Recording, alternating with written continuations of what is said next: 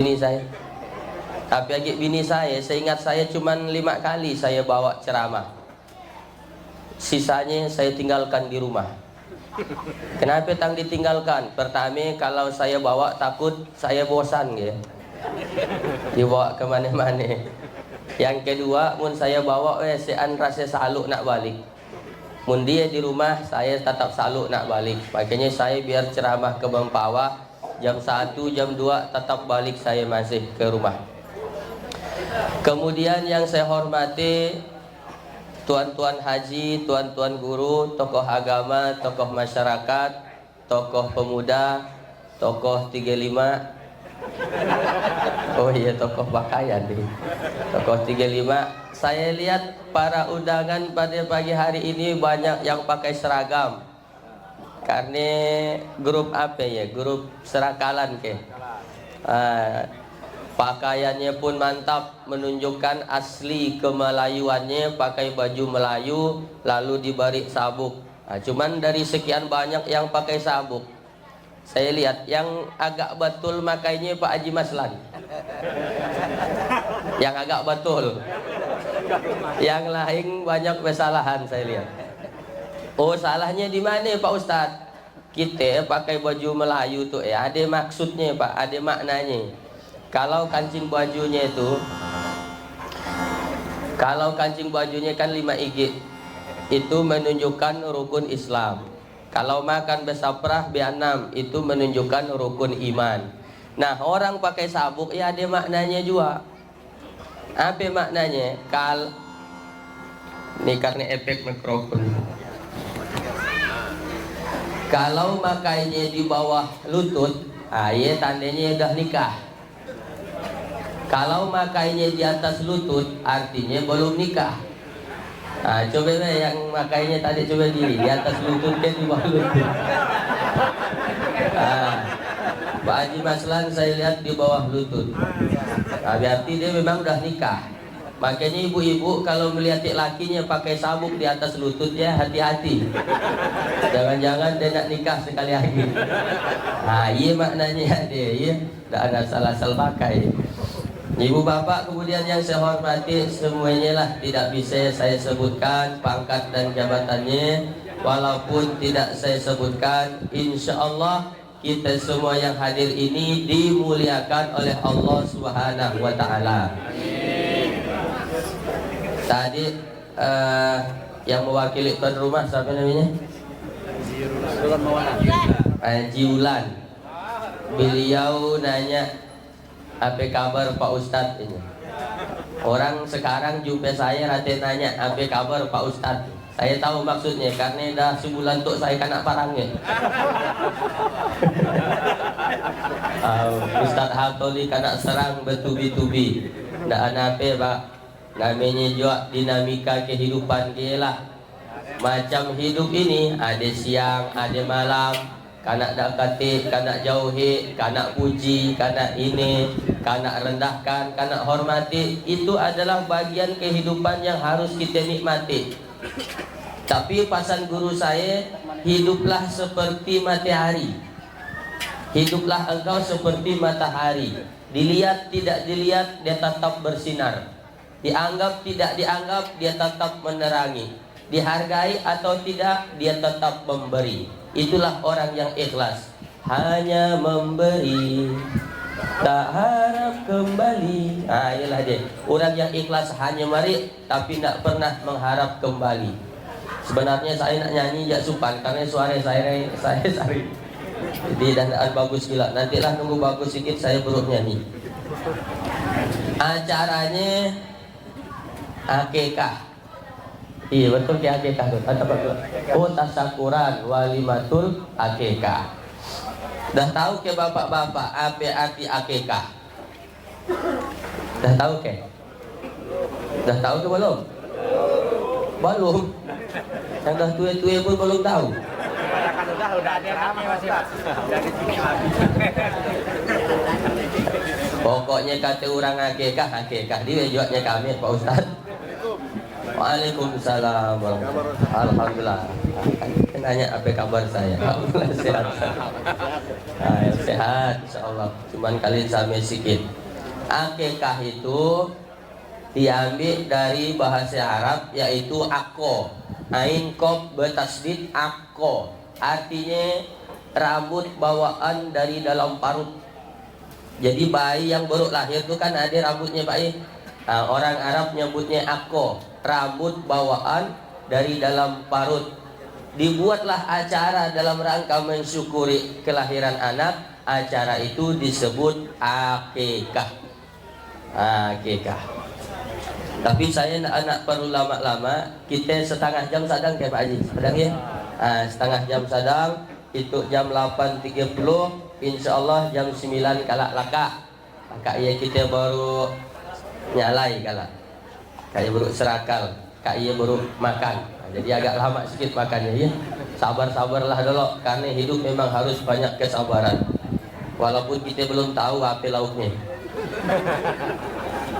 Apa yang nak Pak Ustadz Hatoli sampaikan? Yang pertama, kata Nabi, kullu mauludin murtahanun bi aqiqatihi.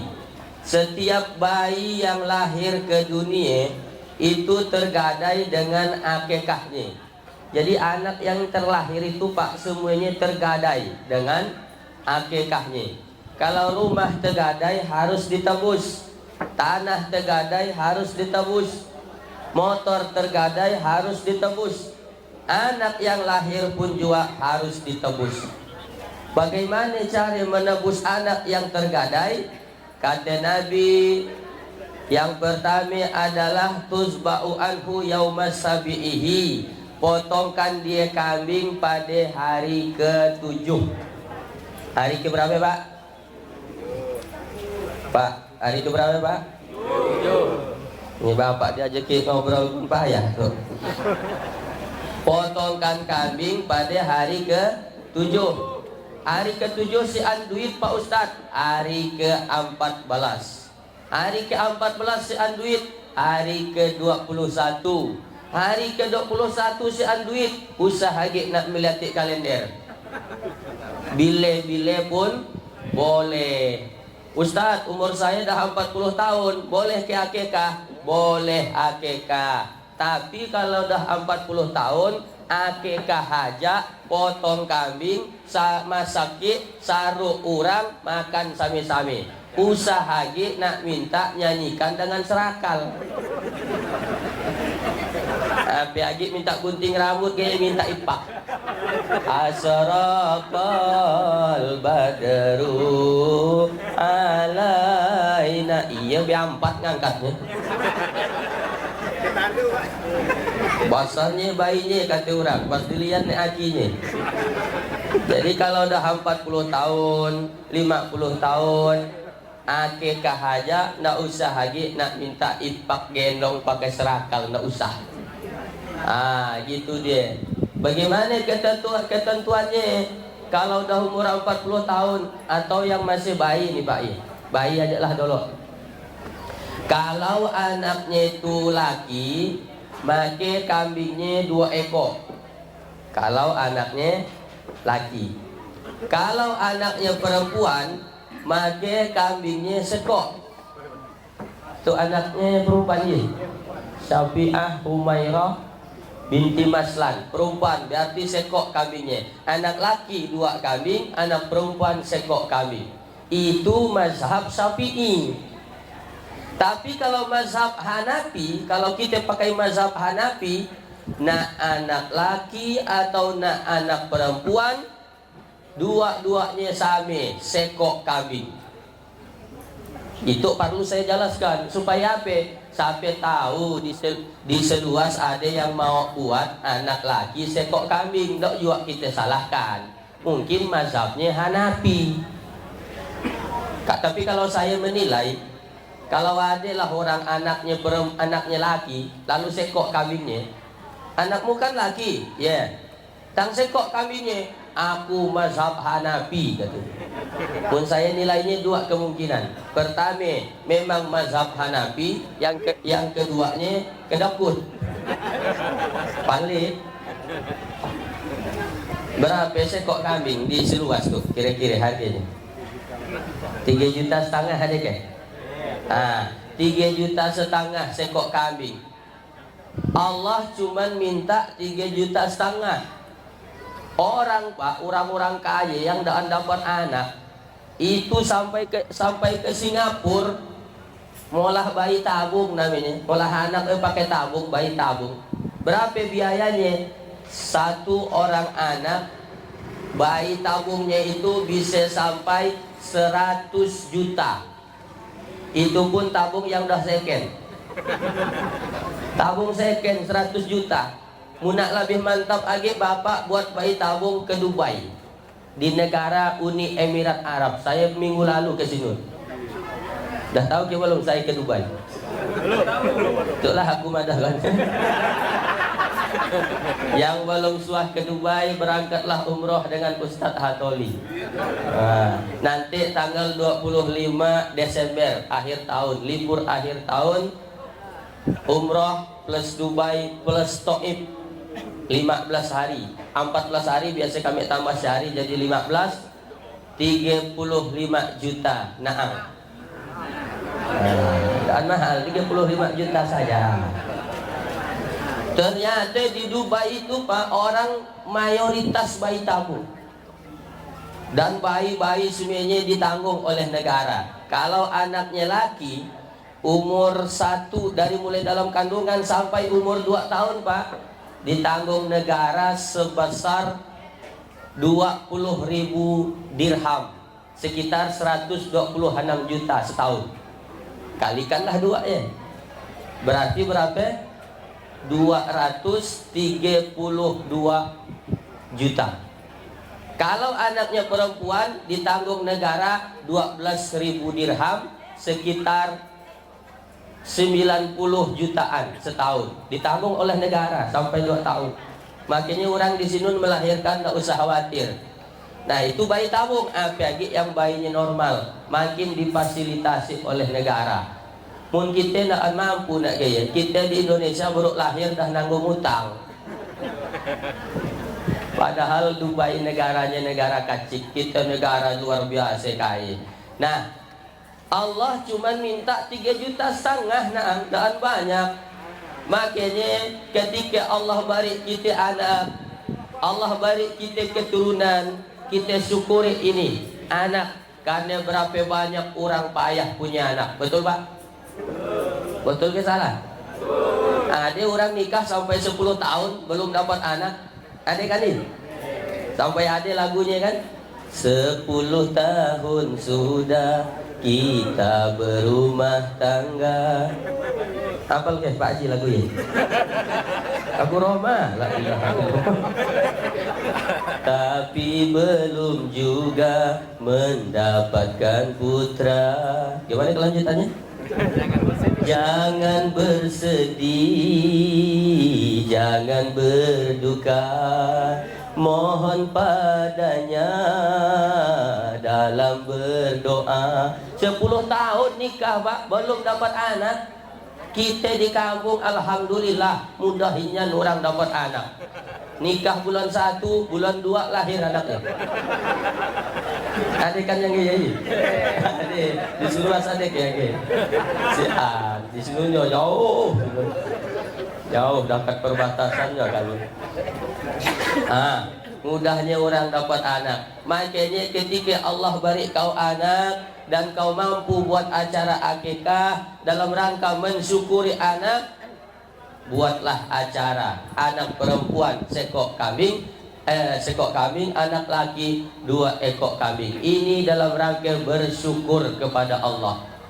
Dan tentulah Pak Haji Maslan gembira luar biasa sehingga diundangnya kita ramai-ramai datang ke situ.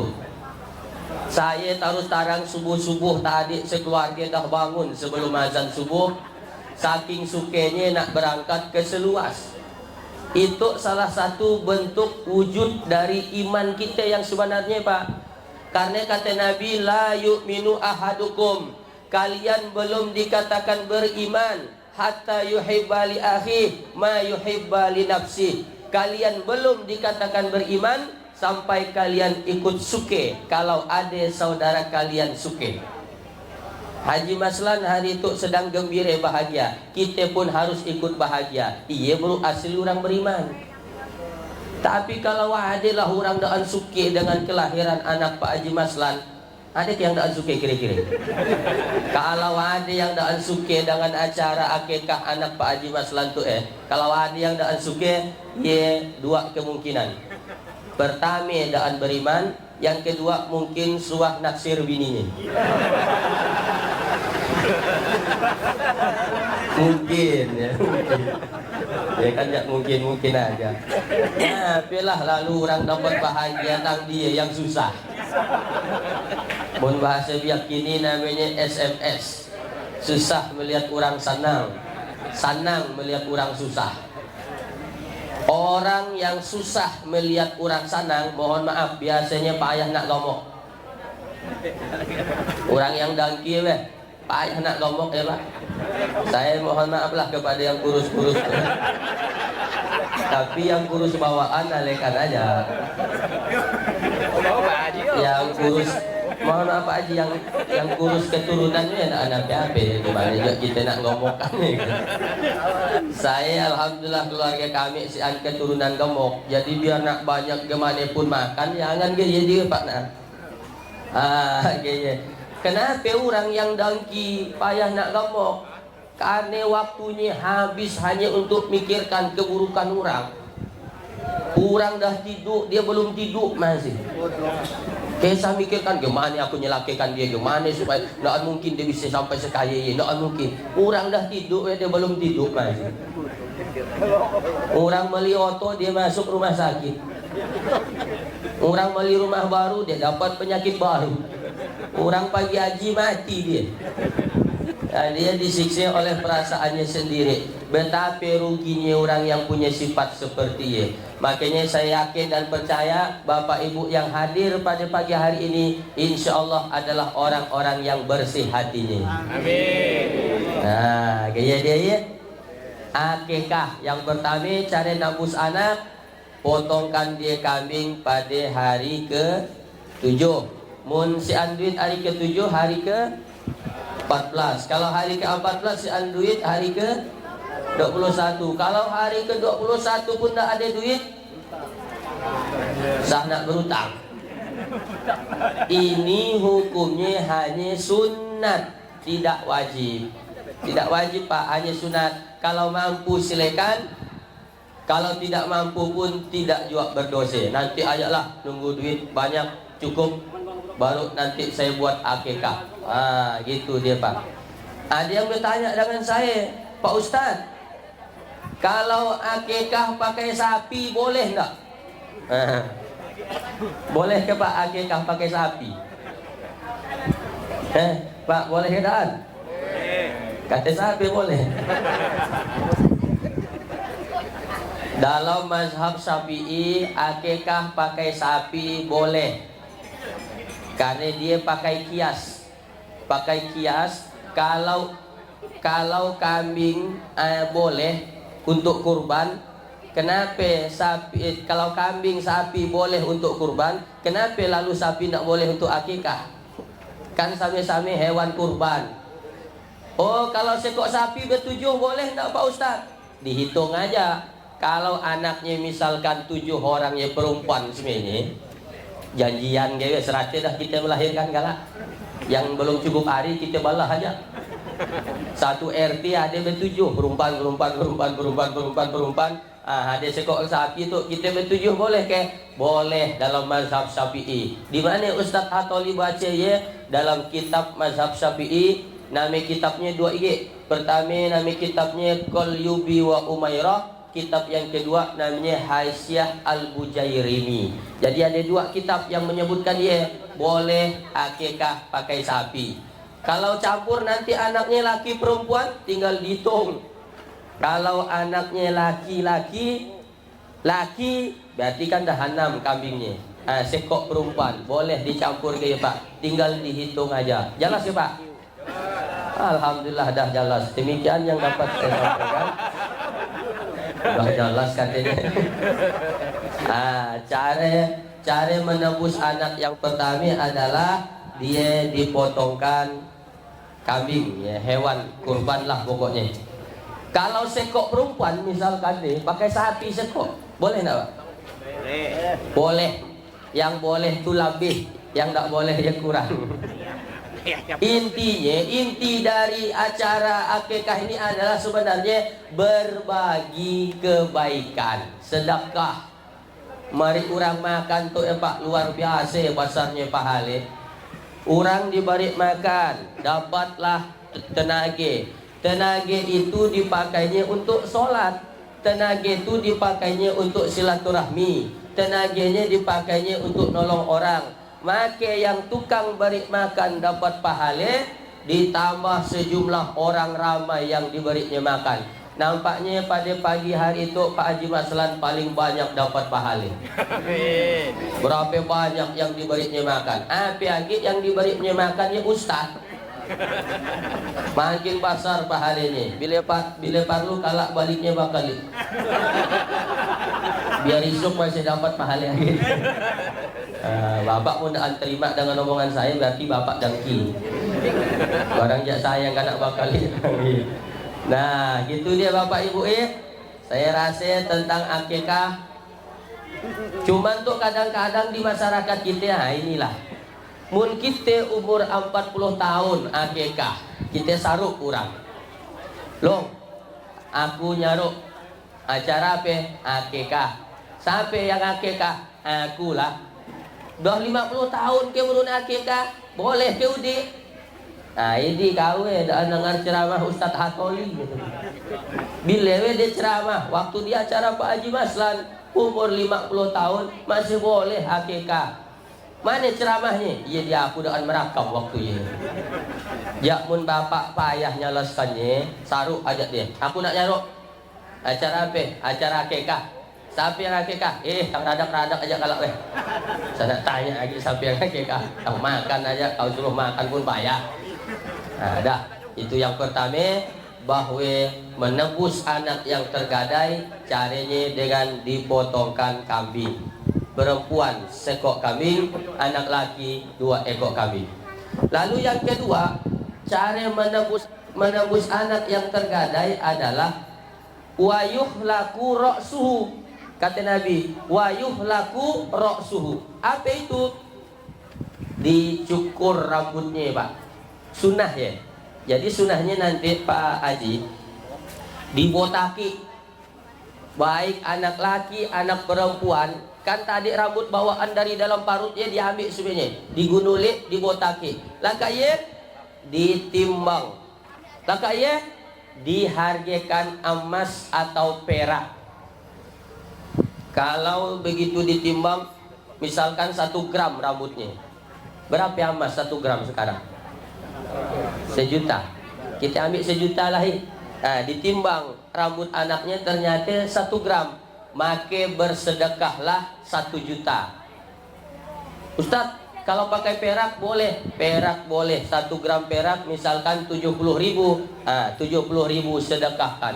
Kawanku tang pakai emas, ya mun kau mampu pakai emas silakan, bagus, mantap. Tahu kita timbang pakai emas kalau harganya, ya mun rambutnya macam upin-ipin tahu. Sialai naangnya. Kalau rambut anak kita 1.000, sekali ditimbang 1,5 kilo. Nah, hargaikanlah emas.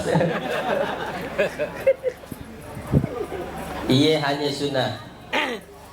Saya waktu di Dubai, Pak, melihat ada hotel namanya Hotel Bintang 7, bukan obat sakit kepala. Satu-satunya hotel termewah di dunia ada di Dubai. Hotel Bintang 7, nama hotelnya Burj Al Arab. Itu Pak, dalam 1 malam biayanya untuk 1 malam 400 juta 1 malam. Ngapa tang bisa semahal ya? Klosetnya aja terbuat dari emas 24 karat. Lalah kita membedakan mana emas asli dengan emas palsu. Memang negara kaya luar biasa. Nah, jadi dipotong nanti, digunulik rambutnya, minta ke yang ahlinya lah nanti cara mencukurnya. ditimbangkanlah ke harga emas atau perak, lalu disedekahkan duitnya ke fakir miskin. Dalam rangka apa ye? Melatih anak jadi orang kaya. Anak dari bayi dah dilatih jadi orang kaya, memberi. Orang kaya kan sifatnya memberi, Pak. Orang miskin sifatnya minta. Jadi kalau bapak memberi tolen, walaupun rumahnya daan bagus, kata orang tanahnya daan banyak, pekerjaannya pun biasa, tapi suka memberi, iyalah sebenarnya orang yang kaya. Tapi biar rumahnya bagus, otonya ada, mun kesah terpinta-pinta masih miskin.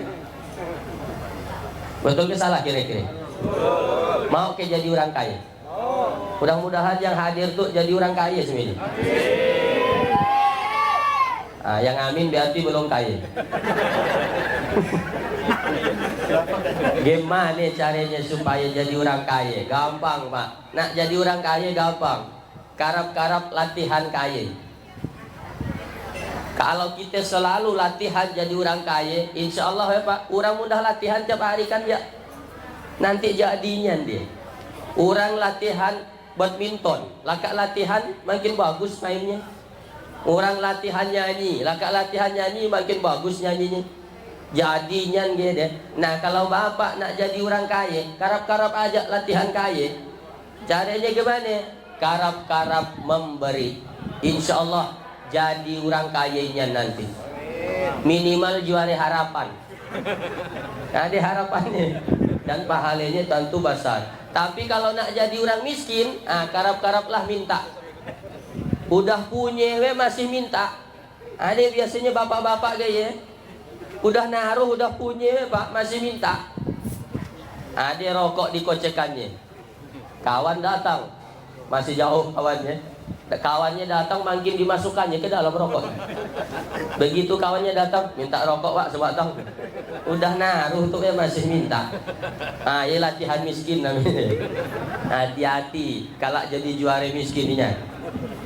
Masya Allah. Nah jadi karap-karap memberi, anak dari kecil dah kita latih jadi orang kaya, dicukur rambutnya, lalu disedekahkan duitnya sejumlah senilai harga emas atau perak. Udah habis waktunya, tinggal 5 menit guys. Nah itu Pak. Kemudian setelah tadi dipotongkan kambing, kemudian yang kedua dicukur rambutnya, lalu yang ketiga cara menebus anak yang tergadai adalah wayusamma. Wayusamma diberi nama yang bagus. Kira-kira apa namanya itu? Anak Pak Haji Maslan, Syafi'ah Humairah. Apa artinya? Syafi'ah pertolongan, syafaat. Humairah yang pipinya putih kemerah-merahan. Humairah ini biasa panggilan Nabi kepada bininya Pak. Siti Aisyah, namanya Siti Aisyah, tapi Nabi manggilnya ya Humairah. Itu boleh bapak tiru sifat Nabi. Ndak al-suah nyabut nami kepada istrinya. Bapak biasa nyabut nami dengan istri. Jangan. Rasulullah ndak pernah menyebut nami dengan istrinya. Ya Humairah, wahai yang pipinya putih kemerah-merahan. Asli putih. Dan macam bini kita Pak.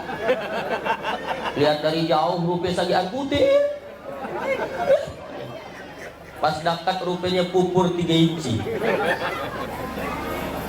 Hujan dah rupanya ketakutan, dia takut nih anak meleleh. Kadang-kadang pakai pupur sajian tambal ibu-ibu. Pagi acara prasmanan, kawinan, acaranya di aula, di gedung, makan rendang, makan padas, makan sambal, mati lagi listrik di dalam gedungnya. Aduh, ya panas.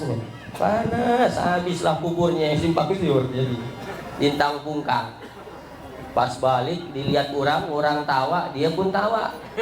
Yang ditawakan orang dia. Dari mana Bu? Prasmanan we panas. Barang alisnya dah lintang pungkang. Nyampai ke rumah dah nak maghrib. Assalamualaikum Bang. Assalamualaikum Bang. Bukakan lawang, bukakan pintu. Dibuka pintulah lakinya. Allahu la ilaha illa huwal hayyul qayyum. La ta'khuzuhu sinatun wa la naum.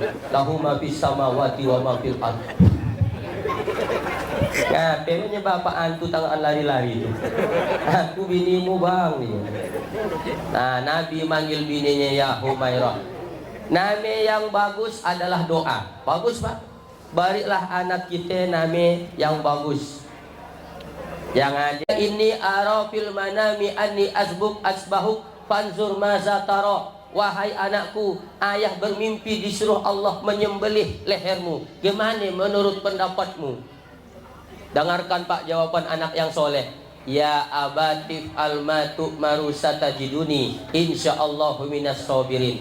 Ya, laksanakan perintah Allah. Insyaallah ayah akan mendapati aku orang yang sabar. Nih pak jawaban anak yang soleh. Selalu nyajukan hati orang tua. Coba mun anak kita yang tu. Nong, ayah bermimpi disuruh Allah nyembelih lehermu. Gimana menurut pendapatmu nong? Anak yang daan soleh pasti jawab, ngapain tang aku ayah lah yang tua. Nah, aku masih muda. Ayah yang dah diintai malaikat maut sih. Inilah jawab. Dan jangan bapak ibu kira ketika Nabi Ibrahim disuruh Allah menyembelih anaknya langsung mau. Nggak, 3 hari 3 malam Nabi Ibrahim daan tanang galau. Inyan ke perintah Allah. Masa anak yang cuma satu-satunya disuruh potong? Anak dah lama diharapkan 86 tahun. Begitu dah dapat anak disuruh potong lagi. Satu-satunya. Ya mun anaknya banyak tadi. Senanglah juga anak banyak, tinggal pilih mana yang paling sosok. Nah, yang paling sosok kau aku potong tuh. Itu anaknya banyak pak. Anaknya cuma satu, Nabi Ibrahim disuruh potong. Tapi kecintaan Nabi Ibrahim kepada Allah lebih besar daripada kepada anaknya. Disembelih anaknya. Tapi diselamatkan oleh Allah, diganti dengan kambing kibas. Ismail selamat. Lalu nanti kemudian dapat anak agi Nabi Ibrahim dari Sarah, Siti Sarah. Nama anaknya Ishak. Ishak artinya ketawa. Kenapa Ishak artinya ketawa? Karena Siti Sarah udah diponis mandul. Kau mandul tuh udah 40 tahun dah dapat anak kita. Tapi ternyata dapat anak lagi. Ketawa Nabi Ibrahim. Kita kira mandul, gasanya Allah beri anak masih. Jadi bapak-bapak, ibu-ibu yang dah lama nikah belum punya anak, usah nak sedih. Nabi Ibrahim 86 tahun masih dapat anak. Adalah bapak ngomongan saya gitu. Ustaz, daripada nunggu 86 tahun bagus muka cabang.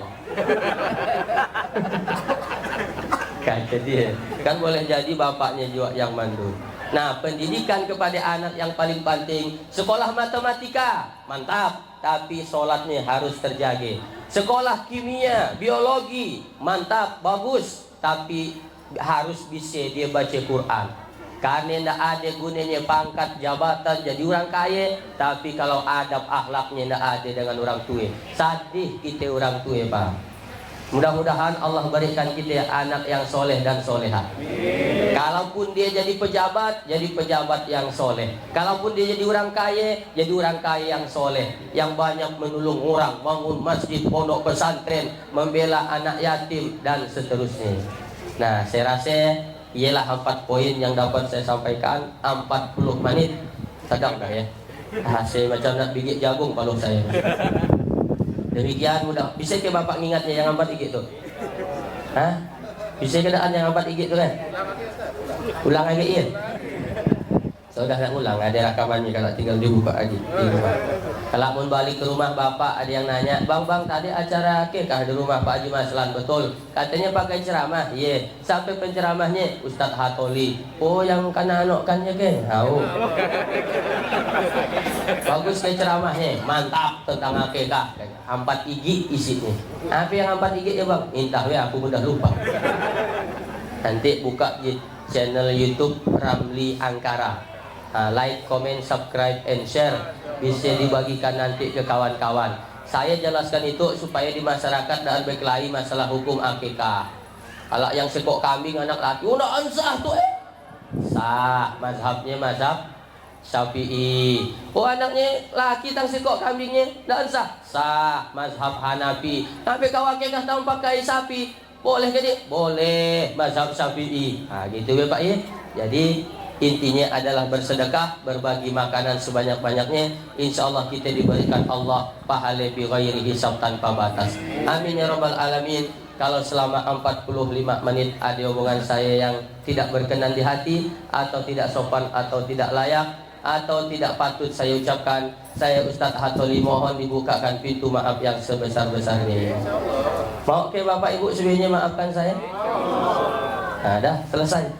Hidup kesepian tanpa kekasih, cukup sekian, terima kasih. Kalau ada jarum yang patah, jangan disimpan di dalam peti. Kalau ada kata-kata saya yang salah, sah nak dilaporkan ke Pak Polisi.